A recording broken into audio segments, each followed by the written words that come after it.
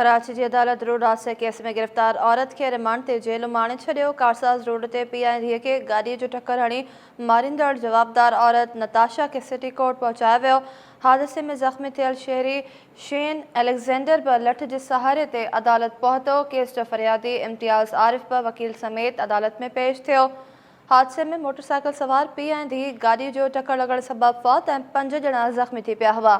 कराची की अदालत रोड हादसे केस में गिरफ़्तार औरत के रिमांड ते जेल माणे छॾियो। मांखे ॿुधाइनि पिया कराची की अदालत रोड हादसे केस में गिरफ़्तार औरत के रिमांड ते जेल माणे छॾियो। कारसाज़ रोड ते पीउ ऐं धीउ खे गाॾी जो टक्कर हणी मारींदड़ और जवाबदार औरत नताशा के सिटी कोर्ट पहुचायो वियो। हादसे में ज़ख़्मी थियल शहरी शेन एलेक्जेंडर बि लठ जे सहारे ते अदालत पहुतो। केस जो फरियादी इम्तियाज़ आरिफ बि वकील समेत अदालत में पेश थियो। हादसे में मोटरसाइकिल सवार पीउ ऐं धीउ गाॾी जो टक्कर लॻण सबबि फ़ौत ऐं 5 ॼणा ज़ख़्मी थी पिया हुआ।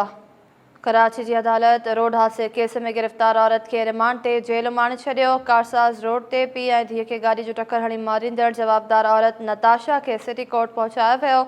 हादसे में ज़ख़्मी थियल शहरी शेन एलेक्जेंडर बि लठ जे सहारे ते अदालत पहुतो। केस जो फरियादी इम्तियाज़ आरिफ बि वकील समेत अदालत में पेश थियो। हादसे में मोटरसाइकिल सवार पीउ ऐं धीउ गाॾी जो टक्कर लॻण सबबि फ़ौत ऐं 5 ॼणा ज़ख़्मी थी पिया हुआ।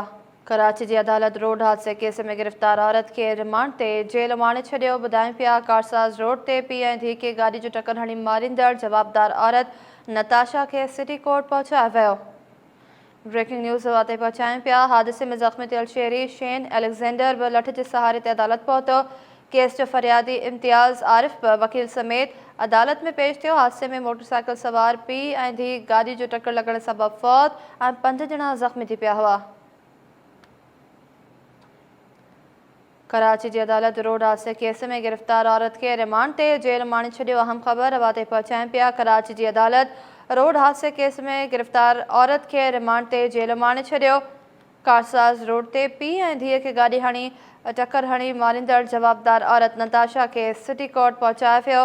हादसे में ज़ख़्मी थियल शहरी शेन एलेक्जेंडर बि लठ जे सहारे ते अदालत पहुतो। केस जो फरियादी इम्तियाज़ आरिफ बि वकील समेत अदालत में पेश थियो।